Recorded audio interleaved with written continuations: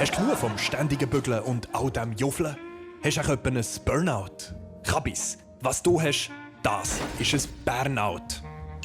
Darum nimm es easy und komm zu uns nach Bern. Einem Freiluftaltersheim für junge Leute. Ich bin ein Berner Punker, weil ich mich nicht anpassen will. Bei uns spielt man das Leben noch auf den niedrigsten Schwierigkeitsstufen. Günstige Mieten, zauberbares Gras. Bern ist die geschützte Werkstatt der Schweiz. Wir Berner müssen niemandem etwas beweisen. Wir waren mal gross. Uns hat die halbe Schweiz gehört. Und jetzt machen wir halt ein Päuseli. Unser Wappentier ist schon nicht mehr ein Bär, sondern ein Foodtier auf Valium. Wir Berner sind ambitionslos glücklich. Wir wollen nichts, wir haben schon alles.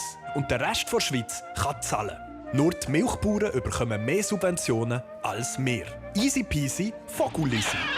Beim eidgenössischen Finanzausgleich bekommt kein Kanton so viel wie Bern. Und keiner zahlt so viel wie Zürich. Deswegen geniessen Zürcher in Bern auch so einen guten Ruf. Merci Zürich! Ihr könnt uns alle mal besuchen, aber gründlich, weil Bern hat viel zu bieten. Wir sind so spannend wie ein Kamillentee und so sexy wie ein Herdöpfel. Unser Nachtleben ist übersichtlich. Samstag am Abend praktisch keine Disco.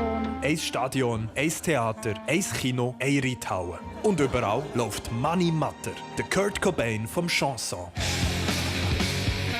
Wer braucht schon andere Musik, wenn man zum 1000. Mal das Zündhölzli hören kann? Das ist Bern. Der Ort, wo sich Fuchs und Hess gut Nacht sagen. Bei uns sagt man sich nicht nur auf der Straße grüßig, sondern auch am Pissoir. Grüß dich, wie läuft's? Du, es läuft.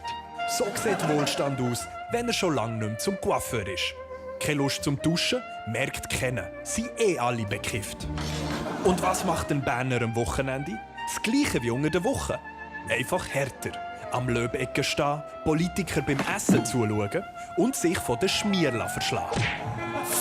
Aber am schönsten ist immer noch unser Dialekt. Alles tönt besser auf Berndeutsch. Du vergatterter Zaunstecker, du abgenageter Säudog! Schluss machen auf Berndeutsch ist immer noch henne sympathisch. Sogar Morddrohungen tönen noch recht schnüssig. Stirb, du Löli.